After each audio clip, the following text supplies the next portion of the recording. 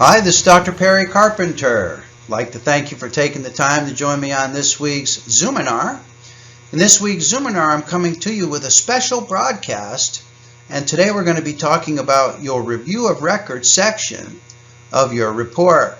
And it's interesting because it seems that the review of records section of the Qualified Medical Evaluator's report has come under recent scrutiny as of late. And it also seems that the review of records section of the report serves as the Achilles heel, the weak spot, whereby any one or the other of the parties can leverage this weak spot to have the Qualified Medical Evaluator's report declared as inadmissible as evidence in relation to the particular case or claim in question.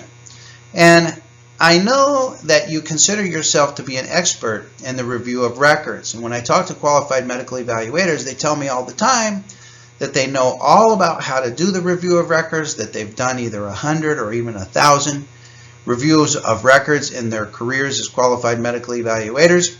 Well, in today's discussion, I'm going to share with you some ideas and some things about the review of records, and I'm going to share with you a microscopic dissection of your review of records to expose some things that you may not have known, that you may not have thought of, or that you may not have considered in constructing and composing your own review of records section within the body of your report. Now, lately, qualified medical evaluators have been called out for what is referred to as ghostwriting the review of records section of their report. So ghostwriting is defined by Webster's dictionary as to write material for someone else who is the named author. And it seems that across the industry, qualified medical evaluators, approximately 95% of all qualified medical evaluators, employ a ghostwriter to prepare the review of records section transcript or excerpt for them. And many times these third-party transcriptors or third-party excerpters are non-medical personnel. They're untrained in medical terminology, and they may even be located outside of the United States in countries such as Malaysia, such as China, such as the Philippines, or such as India. And we do this, and we know this, and we all use third-party excerptors to perform the tedious, time-consuming, and sometimes mind-numbing task of creating a summary of the mishmash, jumbled stack of medical records that the parties send to us on a Friday night at 4:59 p.m. for a Monday morning 8 a.m. evaluation, and there goes the weekend. And I know that this is the part of the review of records that you're all familiar with. Well, today's discussion has to do with recent trouble that qualified medical evaluators are finding themselves in those instances where they employ a third-party transcriptor, and the qualified medical evaluator simply utilizes this transcript as is presented to him or her without any customization, without any modification, without any additional inquiry into the transcript, to thereby familiarize the qualified medical evaluator with the necessary facts of the case. So this is becoming a big problem, and I want to come to you today to troubleshoot this issue with you and come up with some ideas that we all as a collective group can employ to make sure that our reports and our review of records section do not serve as the weak spot in our own case evaluation. So in today's discussion, we're going to talk about the review of records section of your report. And I don't know how many of you know this, but there's actually 4 laws that govern what it is that you're to do. In other words, what are your actions, your action steps? There's 4 laws that tell us what we're supposed to do in constructing our own review of records section in our report. There's 2 labor codes, which is 4628 and 4062.3. And then there's 2 codes of regulation also that provide us instruction and direction in composing our own review of records section of our report. So we're going to go over, in today's discussion, we're going to go over at great length Labor Code 4628, which is the anti-ghostwriting statute, and also tells us a little bit about how to construct our review of records. Then we'll talk about Labor Code 4062.3, CCR 41C2, and CCR 106A2 to discover what it is that these laws tell us constitutes a properly composed review of records section of our report. And as a group, we're all going to begin to adopt, beginning with our very next evaluation, the particular action steps that are described in these laws, so that our review of records section can be perfect in every single way. And then once all that foundation is established, I want to share with you a recent noteworthy panel decision. And I've included this case for you in your handout materials for today's discussion, where a qualified medical evaluator was called out in violation of the anti-ghostwriting statute under Labor Code 4628. And we only know through the review of this case that the qualified medical evaluator's report was declared to be inadmissible as evidence. We don't know from reading this case what additional penalties and discipline was wagered against this particular qualified medical evaluator. But I'm going to share with you that under Labor Code 4628, the penalty or the punishment for a violation of the anti-ghostwriting statute is harsh, is stiff. It's not something that you ever want to have to even answer to. So that's the purpose of today's discussion, is to keep all of us as a group out of hot water, even though in the context that we do use third-party excerpters and third-party transcriptors. And I have some ideas to share with you. And then in addition to my own ideas, we have a couple of panelists with us here today. We have a couple of influential players in the workers' compensation community. We have noted law firm Roxborough, Pomerantz, Nye, and Adriani from the Los Angeles area. They've sent one of their top senior attorneys, Burton Falk, to speak with us today and share some ideas as to how to practice safely as a qualified medical evaluator. And then we also have a senior executive from one of the largest QME management companies, which is Arrowhead Evaluation Services. We have Mr. Todd Baldini here today to share with us how he is working with his many doctors in his QME management company to make sure that their review of record sections of the report are proper, are correct, are accurate, and so that they comply with all of the regulations and labor codes that govern the review of records. So I have a fascinating and valuable session for you today, one of which I hope that you'll take to heart, and one of which I hope you will implement all of the suggestions that we have to share with you today. Okay, so with that as our introduction, let's get into a discussion of the anti-ghostwriting statute, which is Labor Code 4628. Okay, and so let's go through this very quickly. This is Labor Code 4628. There's several sections of this particular labor code, and we're going to review each one of them in their entirety as they relate to ghostwriting, and specifically as it relates to your review of records. So I want everyone to come close to the screen and look at each and every one of these words. I want you to lay your own eyes on the language of these passages from Labor Code 4628. So Section A says, and this is the anti-ghostwriting statute right here. It says that except as provided in subdivision C, and we'll talk about subdivision C here. It provides an exception to this particular anti-ghostwriting statute, but it says, no person other than the physician who signs the medical legal report shall examine the injured employee or participate in the non-clerical preparation of the report, including all of the following. And here, by saying including all of the following, Labor Code 4628 gives us what it considers to be the non-clerical aspects of the report. So the non-clerical aspects of the report include taking a complete history, reviewing and summarizing prior medical records, and composing and drafting the conclusions of the report. Now, take a look at these. What this labor code is telling us is that these functions, these non-clerical functions, must be done in their entirety by the physician who signs the medical legal report, which is us as the qualified medical evaluators. Now, in reviewing each of these non-clerical functions, I want you to take particular notice of the verbs. The verbs in each one of these passages. So section number 1, the verb is taking.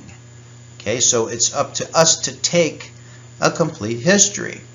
Section number 2, the verbs are review and summarize. Review and summarize. This tells us what it is that we're to do. The verbs tell us what are the actions that we are to do, to complete, to perform as the physician who signs the medical legal report. And then finally, the composing and the drafting, 2 verbs, compose and draft, the conclusions of the report should be done only by the evaluator who signs the medical legal report. And these are what are considered to be the non-clerical functions.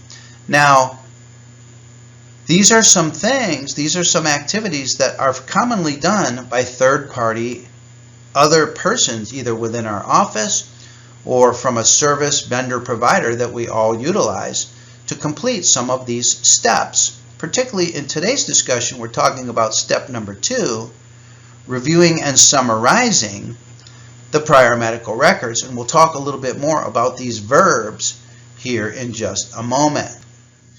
Okay, now section B of Labor Code 4062.8 continues, and it tells us something else that we are required to do. It tells us that the report shall disclose the name and qualifications of each person who performed any service in connection with the report, including diagnostic studies, other than its clerical preparation.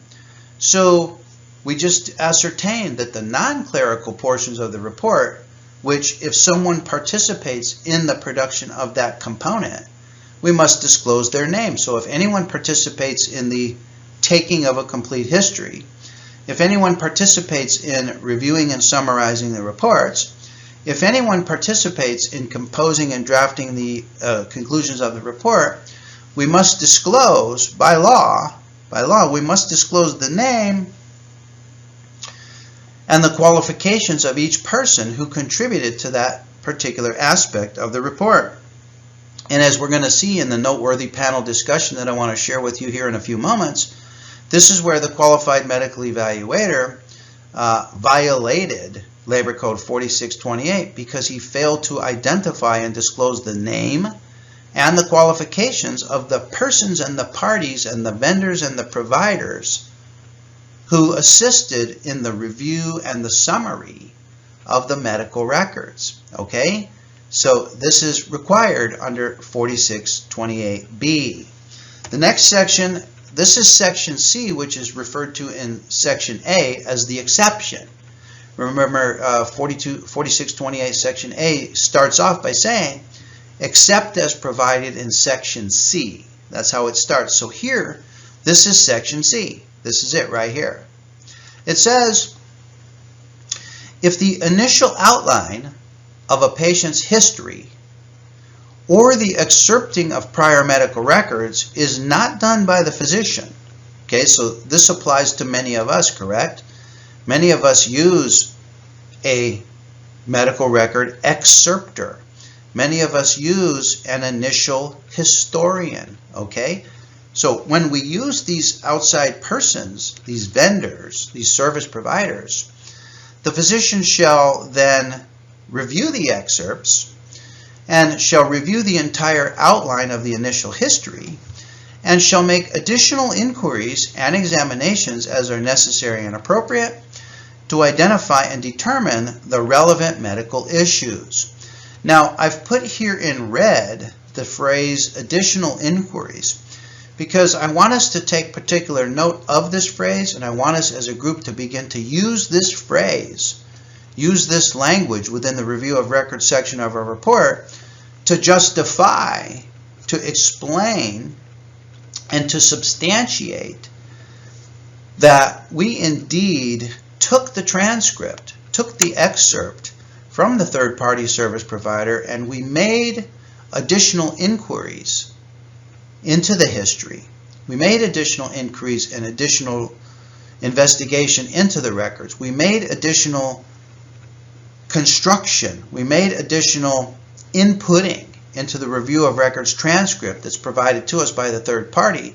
And thereby we made, through the use of additional inquiries, we made the review of records transcript or excerpt that's provided to us our own.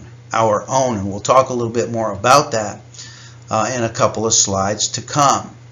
So 4628 provides an exception to some activities in the report that can be done by other persons, but it is seemingly becoming the accepted interpretation of this particular labor code that Section C here does not relieve the qualified medical evaluator of their obligation under Section A.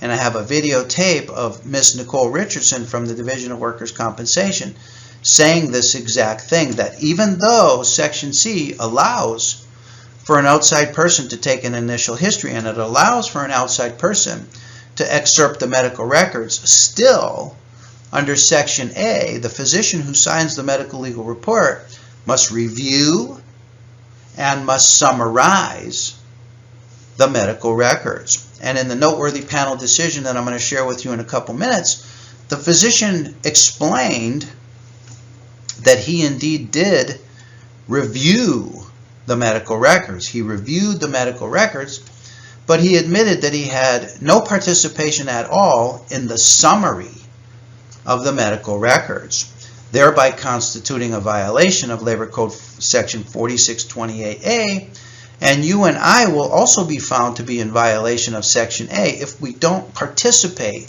and make additional inquiries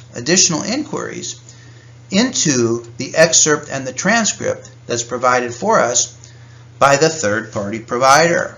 And this brings up an interesting concept. What actually is an excerpt? An excerpt is a short extract from a film, a broadcast, or a piece of music or writing. In our case, it's an extract from the written medical records. Well, we have excerpters. We have persons who take short extracts from the writings of the medical records, but it's our job as qualified medical evaluators under Labor Code Section 4628A to summarize and to provide our own summary. In other words, to pour the medical records into the top of our educated medical brains and spit out what is our synopsis, our summary of these medical records, such that we demonstrate to the parties that the medical records have been sifted, filtered, and percolated through our medical decision-making brains, which the parties have hired in engaging us as the qualified medical evaluator. So I want to share with you a brief video snippet taken from a Zoominar 2 weeks ago, where Ms. Nicole Richardson, staff attorney of the Division of Workers' Compensation, joined me on a Zoominar of a different topic, but we were discussing Labor Code 4628, and you're going to hear Ms. Richardson say in this particular snippet of a video that in her opinion, and her opinion is not the position of the Division of Workers' Compensation or any other governing body, but in her opinion, she does not believe that case law is going to interpret Section C here as alleviating or relieving the qualified medical evaluator of their obligation under Labor Code Section 4628, Section A. So let's take a quick look at that short snippet of video. Thank you. I want to make one comment on the editing. When you're editing, check your page numbers as well. It's very frustrating to parties when there's 2 page 10s. So when you're cutting and pasting or somehow your page number is off, check your page numbers as well. It seems simple, but we see it more times than we would like to. So moving on, Labor Code Section 4628. If you have not read this in a while, go back, reread it. It is a hot topic. It's happening right now. It's been there for a while, but people are starting to litigate over this. You as a physician are required to take a complete history. This means record review as well as interview of the injured worker. You as a physician are required to summarize the prior medicals. I do not opinion that Section C of the statute gets you out of either of these obligations. And I will tell you, if you delegate these duties, it may cause your report to be objected to. There is a recent case that came down on this issue, and although it is not binding authority, it is a noteworthy panel decision. That case is Felicia Sonnier. Sonnier is Sonnier versus Los Angeles Unified School District. Read that case. You do need to summarize your medical record. Lastly, of course, you must compose and draft the conclusions of your report. You cannot delegate this to another physician. If something is outside your area of expertise, say it. Under Regulation 35.5, you have an obligation to inform the parties in writing of any disputed medical issue outside of your area of expertise. Like I stated, I don't think this section gets you out of doing your own record review on history. This section simply identifies that if you have someone do a preliminary history or excerpt of records, that is okay, but you still have an obligation to take a complete history and summarize the medical record. Excerpts are actually reading parts of a report, but summarizing is a brief statement or account of the main points. So I will say if your record review is verbatim of the records, I think a party will inquire who did your record review and where is your summary. Do identify in your report anyone that helped you with your report. Now, if that's true, if subsection C does not relieve the qualified medical evaluator of their obligation under section A to review and summarize the medical records within the body of the report, then section E describes the penalty for ghostwriting and not providing your own summary of the review of records. It tells us failure to comply with the requirements of this section shall make the report inadmissible as evidence and shall eliminate any liability for payment of any medical legal expense incurred in connection with the report.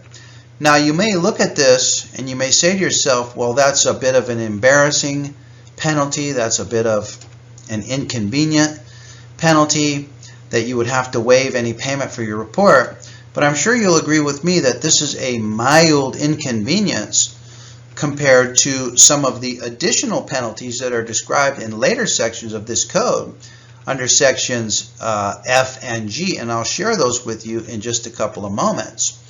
But for now, I simply want this particular penalty to begin to motivate you to comply with section A in producing your own review and in producing your own summary of the review of records. Okay? So let's actually talk about the review of records. Now, as I said, there are four laws, 2 labor codes and 2 codes of regulation that govern the review of records sections of our report and tell us exactly what it is that we're supposed to do by law in constructing this section of our report. So let's take a look at these laws one by one. Okay, so we're now in the review of records section of our report, and let's look at these laws one by one. There's 2 labor codes and 2 codes of regulation, and we've already talked about Labor Code 4628, which gives us the verbs that we are to review and summarize the medical records that are sent to us. Okay, so we already have this one in our front pocket. The next labor code that deals with the review of records is Labor Code 4062.3, and here this code tells us that in any formal medical evaluation, the medical evaluator shall identify the following, and then it tells us what information we must identify, including all information relied upon in the formulation of his or her opinions. Now, in my opinion, it's this particular description, this requirement that we identify all information that we rely upon in the formulation of our opinions and conclusions. It's this particular descriptor that indicates to me that the review of records must, and can only be done by the physician who signs the medical legal report. Because how can a medical record excerptor or a medical record transcriptor determine what information the qualified medical evaluator is going to rely on in the formulation of his or her opinion or conclusion? Only the qualified medical evaluator knows what information is important, is relevant, is pivotal, is reliable, and can be relied upon in the formulation of the conclusions of the report. This cannot be done by a non-medical personnel in the Philippines who does not know the facts of the case, does not know the examinee. This indicates to me this particular provision requires that the review of records section be done only by the physician who signs the medical legal report. But before we even consider that, let's just take note of the verb that's described here in Labor Code 4062.3. The verb is identify. So we have the verbs review, we have the verb summarize, we now have a third verb that tells us that in constructing our review of records, we must identify some information. Okay? Now, what about the two codes of regulation? Well, the two codes of regulation that govern the review of records begin with CCR 41C2, which tells us that the qualified medical evaluator must review, there's a verb, review all available relevant medical and non-medical records and/or facts necessary for an accurate and objective assessment before generating a written report. So when must the records be reviewed? Do they need to be reviewed by law before the face-to-face evaluation? No, that's not what the code says. It says they must be reviewed before generating a written report. And the report must list and summarize. Those are the two verbs that are described in this particular code of regulation. So far for verbs, we have review, we have summarize, we have identify, we now have list, and we have a duplication of the verb summarize. So if we take away that verb, we now have four descriptor verbs that tell us what we're to do in the review of records section of our report. And then finally, California Code of Regulation 10682 tells us that medical reports should include, where applicable, a listing of all information received in preparation of the report or relied upon for the formulation of the physician's opinion. Okay, so there's our fifth verb, a listing. We must list. Okay, well, as we see, the listing is a duplication of the verb in CCR 41C2 that tells us we must list and summarize. So there we have it. We have our four instructions. We must review the records, we must summarize the records, we must identify the information, and we must list the information. So let's take a deeper look at each of these codes or labor codes and codes of regulation and the verbs that they describe. Okay, so here I have a table that lists each of the labor codes and the codes of regulation, includes each of the action verbs that are described in each of those particular laws. Now let's review these verbs and determine how these verbs relate to us in constructing our review of records section of our report. So as we said, Labor Code 4628 uses the two verbs review and summarize. Now of these two verbs, you'll realize that the verb review is simply describing a mental exercise. This is an entirely subjective process, the review of medical records.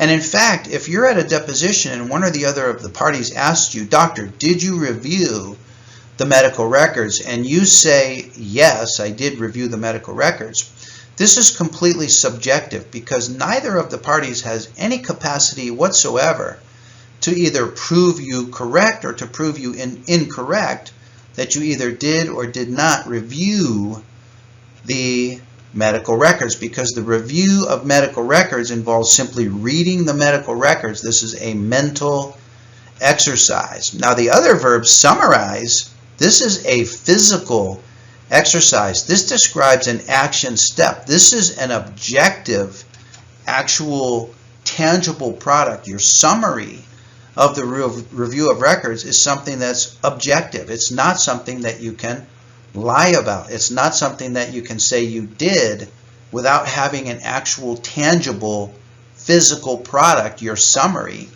to demonstrate to one of the parties. So each of these verbs are either a mental exercise or a physical exercise. The verb identify, described in Labor Code 4062.3, identify, that is a physical exercise. This is what requires you within the body of your report to describe each of the particular documents, the date, the author, the title of the document. This is how you identify through the physical act of putting this into the review of records section of your report. CCR 41 uses the verbs review, list, and summarize. Again, review is a mental exercise, but list and summarize are physical exercises that must be done. At least the summary must be done by the qualified medical evaluator. And then finally, 10682 describes the action verb of listing. And again, that's a physical exercise. Now, the listing and the identify, these are some things that can be done by a third-party excerptor. This is not something that's described that must be done by the qualified medical evaluator. It's the summary that's described in Labor Code 4628, for which qualified medical evaluators are being found in violation of, that's being identified as the missing physical exercise action step that's missing from the review of records. So in order to guide you in the proper production of your own review of records, we suggest that you install this particular language within the body of your own review of records section of your report. It says, in compliance with Labor Codes 4628A2, 4623, and all of these codes that are described right here, you list them. You tell us that below is a listing and summary of the records that I received, reviewed, and relied upon in the preparation of this report. And then this language sets the stage for you to demonstrate your compliance with all of the mental and physical exercises that are described in all of these particular labor codes. Okay, and let's take a look at how this would look within the body of our report. Okay, so here we are within the review of records section of our report. And here you begin the review of records section of your report by giving us the required declaration and attestation as to the number of page count of medical records that you reviewed, broken out by each of the parties that provided you the medical records, and give us your summary of the total page count. Now below that, here's the language that you want to install within the review of records section of your report to demonstrate your compliance with the labor codes and codes of regulation. And this is one we just reviewed. It says, in compliance below is a listing and summary of the records that I received, reviewed, and relied upon in the preparation of the report. And that covers all of your verbs, with a listing being roughly synonymous with the verb identify. Okay, so this demonstrates your compliance, and then you tell us here are the records that are identified, listed, and summarized in chronologic order. And then here's where you provide your summary of the review of records. You do this in date order, chronologic order. Here goes the date. Here would be your summary of the medical record by the author of the document, by the name of the document, and then your summary of any relevant points within that particular document. Now, this is just an example. I'm not saying you have to include information regarding each of these particular subheadings, but this is just an example where you would put your touch, your fingerprint, with your touch and fingerprint within the review of records section of your report, so that when it comes time for you to answer questions as to whether or not you actually summarize the medical records, you can confidently answer in the affirmative that you, yes indeed, you did complete the summary. If not in its entirety, you completed the summary, and the summary of the medical records as it appears in your report is your own. So that is how you can demonstrate to the parties that you indeed complied with these 2 labor codes and 2 codes of regulation within the body of your report. Now, I promised that I would share with you a recent noteworthy panel decision wherein a qualified medical evaluator was found to be in violation of Labor Code Section 4628 for ghost writing and for not producing his own summary of the review of medical records. So let's take a look at that case and see what teaching principles we can derive from the bad luck, so to say, of this particular qualified medical evaluator, and so that we can learn from his mistakes so that we don't make a same or similar type of mistake. So in this case, the defense attorney sought the removal of the findings and orders that were issued by the workers' compensation judge. So the workers' compensation judge provided his conclusion to this particular case, but the defense attorney objected to those conclusions.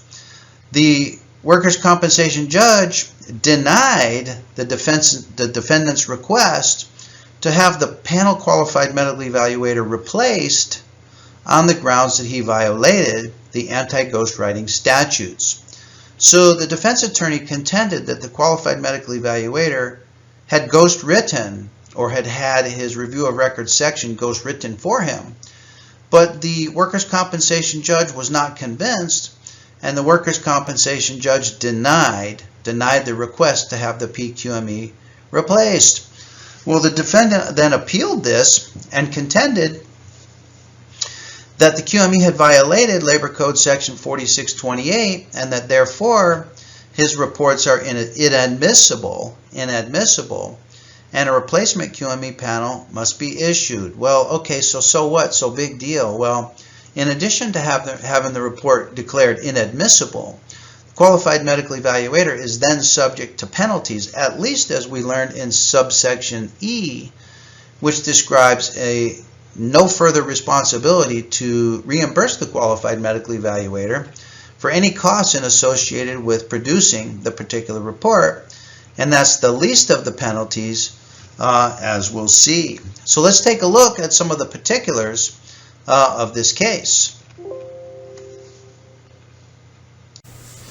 So here's the case. I have it up on my screen, and I have it all redacted to protect the privacy of the parties. But let's get down directly into the cross-examination of the qualified medical evaluator by the defendant, who seeks to confirm that the review of records section of the report was indeed ghostwritten for the qualified medical evaluator. So here, the defense attorney begins the questioning, and he says, did anyone else assist you in taking a medical history or in evaluating this case in producing your, and then he probably goes on to say, your reports? And the doctor says no, and then he reverses himself and he says, oh, I'm sorry, the records were summarized, I'm sorry. There was a record summary, but I took the history myself and did the examination entirely by myself, including the blood pressure.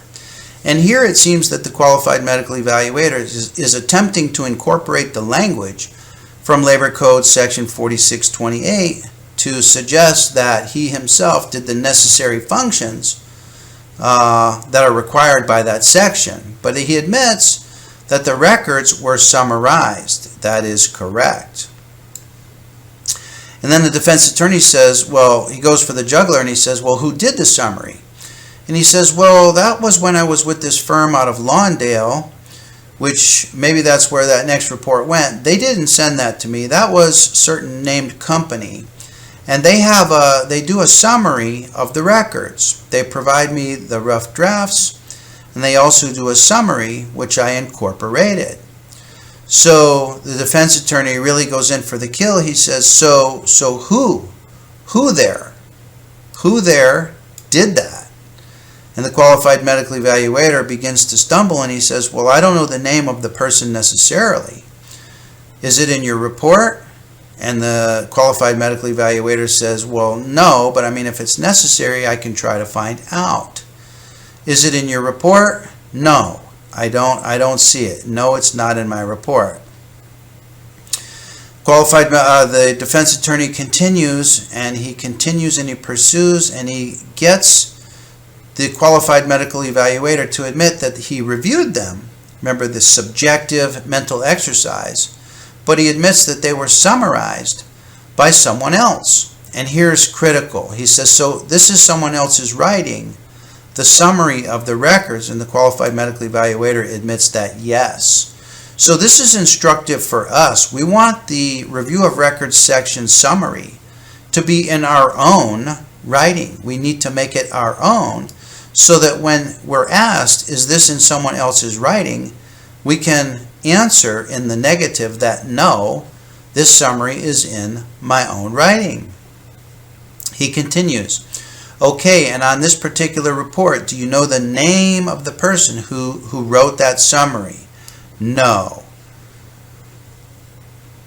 And this summary was written by you or somebody else. It was written by somebody else. And in this report, did you indicate who did that summary? No. And I think you get the point, and this case only goes on and gets worse from there. He says, the defense attorney, did you review those records yourself? He says, I looked at them, and they were summarized by the QME company. And he says, which QME company? And the qualified medical evaluator provides the name of the QME company. And it just gets worse from there. And I think, finally, the death blow is when the defense attorney says, okay, did you write or dictate any of those words between pages 4 and 36? Write or dictate. And the qualified medical evaluator admits that no, he did not write or dictate any of those words. So, if we get to the bottom line of this particular case, the discussion is that the qualified medical evaluator, and here is review of the language of Labor Code 4628, exactly as we described it. It says that Labor Code 4628 is a strict liability statute, at least insofar as the admissibility of a medical legal report is concerned. The statute was referred to by the legislature as an anti-ghostwriting statute. Its requirements were to ensure that the doctor who signed the report had actually examined the injured worker and had prepared the evaluation. The statute has no qualifying language which would afford the board discretion to determine whether the reliability of the report is affected, meaning that failure to comply with 4628 makes the report inadmissible, period, without qualifying language.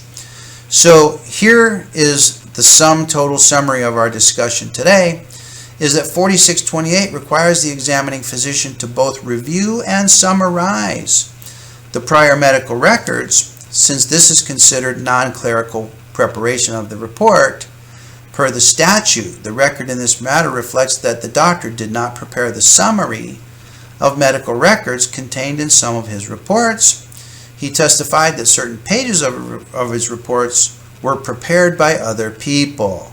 For some reports, he was actually unaware who prepared the summary or what were the qualifications of those people.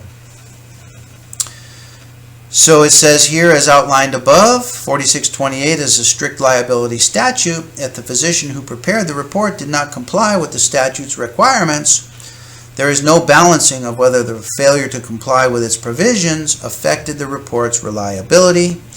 The reports simply are inadmissible as evidence per section 4628, section E. Now, in addition to making the report inadmissible, and in addition to eliminating any liability for the report under subsection E of Labor Code section 4628, subsections F and G describe additional penalties for the ghostwriting qualified medical evaluator. Section F tells us a knowing failure to comply with the requirements of this section. Knowing failure. And how are you going to claim that you had an unknowing failure when you had your review of records transcripted and excerpted and summarized by a third-party reviewer? It's going to be very, very difficult. That shall subject the physician to a civil penalty of up to $1,000 for each violation, which is to be assessed by the workers' compensation judge or the appeals board. So that's section F. And then section G tells us that a physician who is assessed a civil penalty under section F, physician who's assessed a penalty may be terminated, suspended, or placed on probation as a qualified medical evaluator pursuant to certain subdivisions of 139.2. So as you can see, the penalties for this violation range from anywhere from mild annoyance and inconvenience to not being paid for the report to severe, all the way to facing civil penalties of $1,000 per violation and perhaps jeopardizing your valuable, cherished QME credential, thereby making you ineligible to renew your QME credential and do this type of work into the future. So this is a very, very serious situation that the laws take very, very seriously. The purpose of Labor Code section 4628 is to ensure that the physician who signs the medical legal report prepared the entirety of the report, including the summary of the review of record section within the body of the report. So where does that leave us, and what can we do? So what can we do? So what we can do is we can take a summary from a third-party excerptor or a transcriber of the medical records. And let me just go on to say, before I give my suggestion on this, that this is not legal advice. This is simply my own opinion, and we all know that we're in uncharted waters on this issue. There is no case law on this issue. This is something that's evolving in front of our very eyes, but we can take some learning principles from the case that we just reviewed and from what we learned about Labor Code section 4628 and what we learned about the two codes of regulation and the two labor codes that govern the review of records.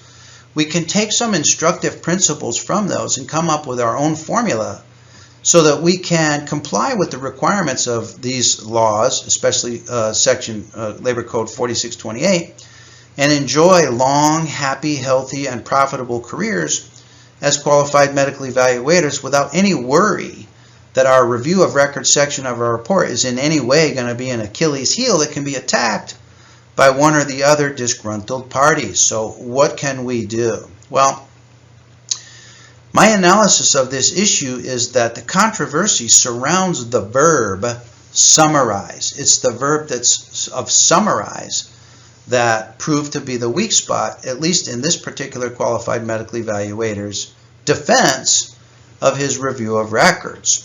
So my interpretation of this, and this is just my opinion, we'll hear some opinions from other parties in a few moments, is that we can continue to have our reports excerpted and transcribed by a third-party service provider who does that for us quickly, profitably, inexpensively, expeditiously, saving us great time, effort, energy, and cost and labor in producing a transcript. But still, the summary of the review of records needs to have your fingerprint on it.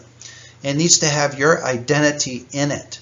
It needs to have evidence within the summary that the medical records were filtered through your medical decision-making brain, which is what we hire you for. We hire you for your medical decision-making brain, for your judgment, for your expertise and your experience. And these medical records need to be filtered through your medical decision-making brain such that the summary that comes out the other end has your being, for lack of a better word, your beingness imprinted in it and imprinted on it. So you can take this transcript that's provided to you by the third-party service, but you need to make additional inquiries. Remember that phrase from Labor Code Section 4628? You need to make additional inquiries as are necessary to determine relevant and important issues.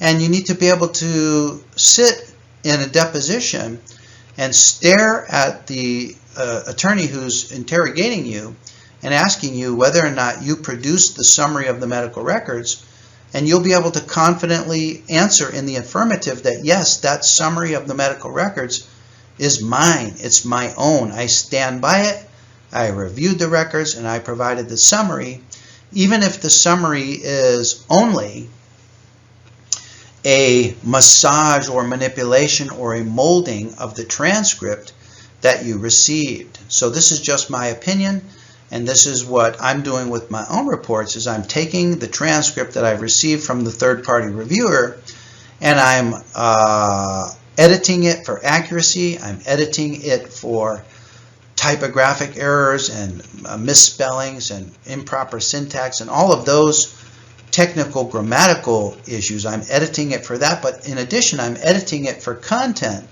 and adding additional content that's relevant, deleting content that's not relevant, and in this way I can still derive great value from the transcript that's provided for me, because the skeleton of it, the listing and the identifying, the skeleton of it is still valuable to me, and it's valuable to have that service provided by another person, but it's the interpretation of the medical records that can be done by no other person than you, than me as the qualified medical evaluator. And if we can do this, I believe that we can confidently answer in the affirmative that the summary of the review of records is indeed our own, and we stand by all of the opinions and conclusions in our report as those are based upon the information that we received and that is described and listed in the summary of our review of records within the body of our report. So doctors, I hope this helps you. You know, it's important that we band together during difficult times and share ideas about how to practice successfully, how to practice safely, and how to quickly and efficiently complete our QME reports. And receiving transcripts and excerpts of the medical records is one way that we as qualified medical evaluators can continue to practice profitably and complete our reports quickly.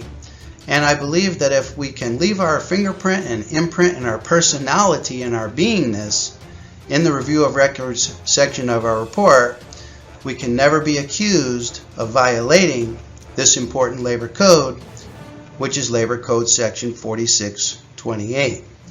So doctors, I want to thank you for taking the time to join me on today's Zoominar. I look forward to being with you on future Zoominars as well. And I want to thank you for your commitment to excellence. I want to thank you for your dedication to continuous learning. And I want to thank you for your personal contribution to improving the integrity of the QME program. This is Dr. Perry Carpenter wishing you best of success in your career as a qualified medical evaluator.